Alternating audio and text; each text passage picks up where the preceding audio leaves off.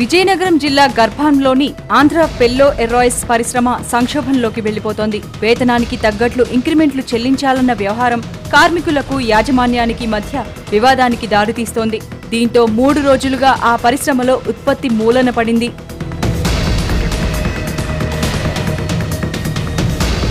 ప్రతి ఏడాది కార్మికులకు చెల్లించాల్సిన ఇంక్రిమెంట్లు వాస్తవానికి ఫిబ్రవరిలోనే చెల్లించాల్సింది. కానీ యాజమాన్యం ఉదాసీనత వల్ల ఇంక్రిమెంట్లు మరింత ఆలస్యమయ్యాయి.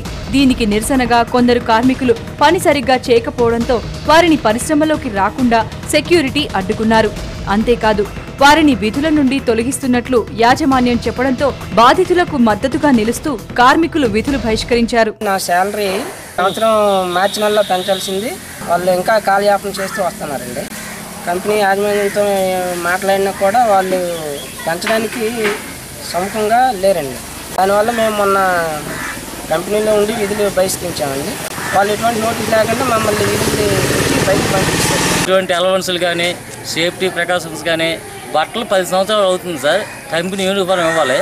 అటువంటి షూలు బట్టలు ఒక టూ టర్మ్స్ ఇచ్చారు సార్. 10 సంవత్సరాలకి 2 టర్మ్సే సార్. పొల్యూషన్ విపరీతమైన పొల్యూషన్ సార్.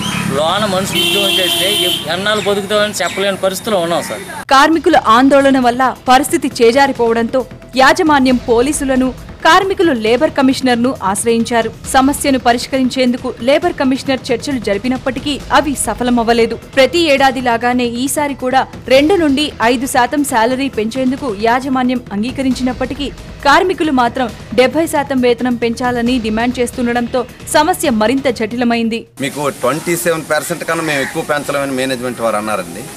అది ఎంతో పోరాడితే ఇప్పుడు 4,000 అడుగు 27% అంటే కనీసం ఉపాధి హామీ పథకం కూలికి వెళ్తే రోజుకి 200 రూపాయలు వస్తుందండి.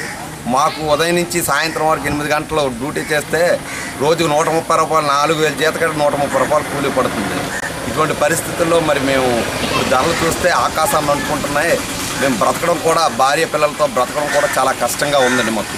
ఇప్పటికైనా ఇరు వర్గాలు చర్చల ద్వారా సమస్య పరిష్కరించుకోకపోతే ఇద్దరూ నష్టపోవాల్సి వస్తుంది. లేబర్ కమిషనర్ చొరవ చూపినప్పటికీ ఇరు వర్గాలు ఒక మెట్టు దిగితే కానీ సమస్య పరిష్కారమయ్యే మార్గం కనిపించడం లేదు.